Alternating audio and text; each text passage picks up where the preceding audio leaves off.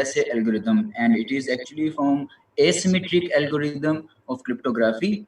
So, what is RSA? RSA, these were three persons they described in 1877, and their names were Rivest, Shamir, and Edelman. They took first letters of their name and named this algorithm. Actually, this algorithm came in market to fulfill the purpose of encryption and decryption for the security purposes.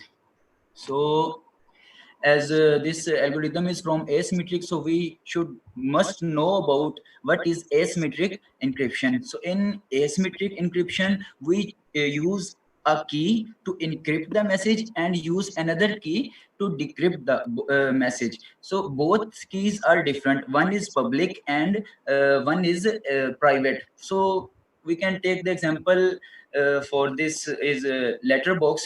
As a letterbox can be placed in any street, its location is publicly, or anyone knows can the location can drop letter in it. और इसके अंदर sir जब भी कोई ऐसे कोई letter drop करता है तो हमेशा जो इसका ओनर है वो इसको खोल सकता है, यानी कि उसी के पास प्राइवेट की होती है। इसकी पब्लिक लोकेशन जो है ना वो तो ड्रॉप तो मैसेज कोई भी कर सकता है, यानी कि पब्लिक के जो है ना एक्सेस है वो तो कोई भी यूज कर सकता है, लेकिन प्राइवेट सिर्फ ओनर ही करता है जिसके पास प्राइवेट की होती है।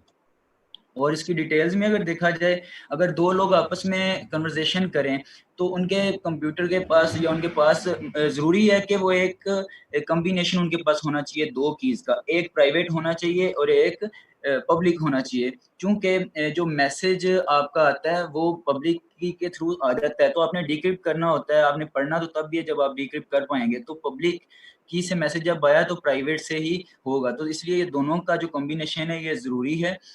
और इसमें एक चीज़ इम्पोर्टेंट है कि जब भी कन्वर्सेशन होगी दो लोगों के अंदर तो हमेशा जो है ना वो अपनी पब्लिक की एक दूसरे के साथ एक्सचेंज करेंगे।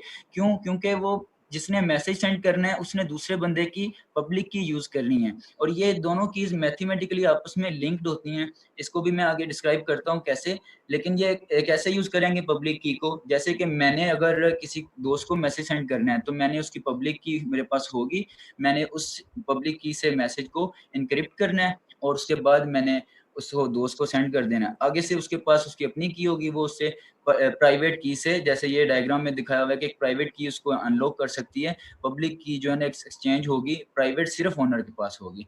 और इसी तरह हम ये भी समझ सकते हैं कि जो प्राइवेट की है उसको हम ज़रूरी है कि उसे हम ऐसे संभाल के रखें किसी लॉकर में कि वो किसी और के पास ना जाए, क्योंकि जो भी हमारा मैसेज होगा वो हमारा पर्सनल हो सकता है, हमारा सिक्योर होगा, वो हमारा प्राइवेट हो सकता है। तो उसके लिए जो की होगी वो सिर्फ हमारे पास रहनी चाहिए। अगर वो किसी के पास चलेगी तो हमारी जो भी इंफॉर्मेशन है वो सारी डिस्क्लोज हो जाएगी। तो इसलिए इसकी इंपॉर्टेंस बड़ी ज़्यादा हो जाती है। पब्लिक की है जो उसका कोई फ़र्क नहीं पड़ता अगर किसी के पास भी हो, तो ये एक दूसरे के साथ लिंक्ड ज़रूर होती है, लेकिन पब्लिक की जिसके पास हो वो प्राइवेट की को ड्राइव नहीं कर सकता, बस वो उस तक पहुँचा सकता है मैसेज। और उसके बाद फिर हम इसके कुछ स्टेप्स हैं जो कीज़ क्रिएट करते हैं उसको हम देखते हैं। अगर हम दो रैंडम प्राइम नंबर्स लें, पी और क्यू में उसकी वैल्यू रखेंगे, तो उनको आपस में मल्टीप्लाई करेंगे, जो वैल्यू आएगी हम उसको एक नंबर में स्टोर करवा लेंगे कि दो जो प्राइम नंबर्स हैं उनकी वैल्यूज़ क्या हैं। ओके, सो दूसरे स्टेप में हम क्या करेंगे, कैलकुलेट करेंगे टोशंट फंक्शन। अब टोशंट ये सिंबल है इसका पाई वाला, और ये n की वैल्यू हम इधर रखेंगे और इसमें से p में से भी 1 को माइनस करेंगे, q में से भी, और उनको आपस में मल्टीप्लाई करेंगे। यहाँ पे हमारे पास 11 था और 5 था, दोनों में से एक एक माइनस किया, बचा हमारे पास 10 और 4, एंड बाय कैलकुलेटिंग देम हमारे पास आ गया 40। अब ये हमारी टोशंट की वैल्यू आ गई। इसके बाद हम क्या करेंगे, हम पब्लिक की और प्राइवेट की को ढूंढेंगे, उनकी वैल्यूज बनाएंगे, ताकि हम जो भी मैथमेटिकल डेरिवेशन करना चाहें या एग्जांपल लेना चाहें उसमें हमारे पास वैल्यू हो। तो हमारे पास पब्लिक की जो है वो ई है उसका नाम, यानी कि ई सिंबल यूज कर रहे हैं। तो उसमें क्या होगा कि इसमें एक लिमिट है कि जो वैल्यू होगी वो स्मॉलर होनी चाहिए टोशंट जो हमने पीछे फाइंड किया उससे छोटी होनी चाहिए, लेकिन वो दोनों नंबर जितने भी नंबर्स आएंगे ना वो आपस में सारे वो प्राइम हों, वो एक के अलावा किसी दूसरे नंबर पे डिवाइड ना होते हों। तो हमने 40 तक जा सकते हैं, तो हमने 1 से शुरू किया ना, तो 3 हमारे पास था, 7 था, 9 था, 13 था, 11 था, सो ऑन जितने भी नंबर थे, लेकिन हम उसमें से 7 यूज कर रहे हैं ई के लिए। पब्लिक की के लिए हमारे पास 7 वैल्यू आ गई। एंड नेक्स्ट स्टेप में हम फिर ये देखेंगे कि डिक्रिप्शन की को हमने कैसे जो लाना है, क्योंकि बड़ी इंपॉर्टेंट है, प्राइवेट की है। इसके हमारे पास फॉर्मूला आ गया ये वाला डी ई वाला। अब डी जो है सिंबल ये हमारे पास आ जाएगा प्राइवेट की का, और ये ई जो है इसकी वैल्यू हम पुट करेंगे। यहाँ पे हम फॉर्मूला यूज कर रहे हैं, हमने ई की वैल्यू पुट की, उसके बाद हमने टोशन की। हमारे पास यहाँ पे एक एल्गोरिदम जो यूज हो रहा है उसका नाम है इक्विलिडन एल्गोरिदम। इसमें क्या होता है कि जो हमारे पास यहाँ पे वैल्यू होगी हम इसको दूसरी साइड पे ले जाएंगे, और जो हमारे पास यहाँ पे वैल्यू है हम इसको इधर रखेंगे और ऐसे नंबर के साथ मल्टीप्लाई करेंगे, या कितने बार हम मल्टीप्लाई करेंगे कि इस वैल्यू के करीब पहुंचे या एग्जैक्ट पहुंचे। अब हमने 7 को 5 से मल्टीप्लाई किया, 35 आया, तो हमारे पास 5 नंबर कम थे, हमने उसको ऐड कर लिया, वो हमारा रिमाइंडर बन गया। अब हमने जब इसको ऐड किया 40 के इक्वल आ गए, ये स्टेप तो ठीक हो गया। अब नेक्स्ट में हम गए, इसको बेस्ट वैल्यू को हम इधर ले आएंगे और इसको ड्रैग करके हम इधर ले आएंगे। वही स्टेप करेंगे, हमने इसको किसी नंबर के साथ मल्टीप्लाई करना है, और फुलफिल करने के लिए, इक्वल करने के लिए हमने कुछ ना ऐड भी करना पड़ सकता है, हमने वो ऐड किया, 2 रिमाइंडर आ गया।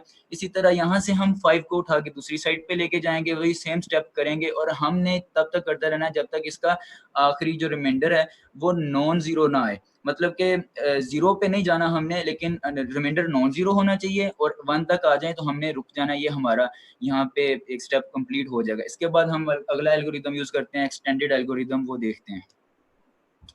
ये सेम स्टेप मैंने नेक्स्ट स्लाइड पे अटैच किया ताकि वो मैच कर सकूं मैं।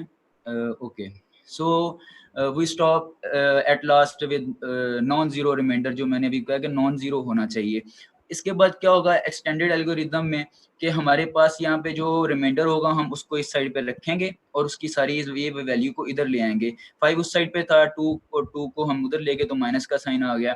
फिर यहाँ पे हमारे पास 2 है, 2 की हमने सब्स्टिट्यूशन करनी है। यहाँ पे सारा स्टेप जो है ना, ये जो नीचे स्टेप्स है ना, नीचे एक्सटेंडेड के, हाँ ये वाले स्टेप्स जो है ना, इनको हमने सब कुछ सब्स्टिट्यूशन करके लिया है। हमने 2 की वैल्यू सब्स्टिट्यूशन की तो 7 माइनस 1 5 आ गया। फिर इनको सिंप्लीफाई किया, फिर आगे जाके हमने इसको 5 में सब्स्टिट्यूशन किया तो 40 माइनस 5 7 आ गया, और 40 माइनस 5 7, और इसी तरह फिर हमने इसको सिंप्लीफाई किया।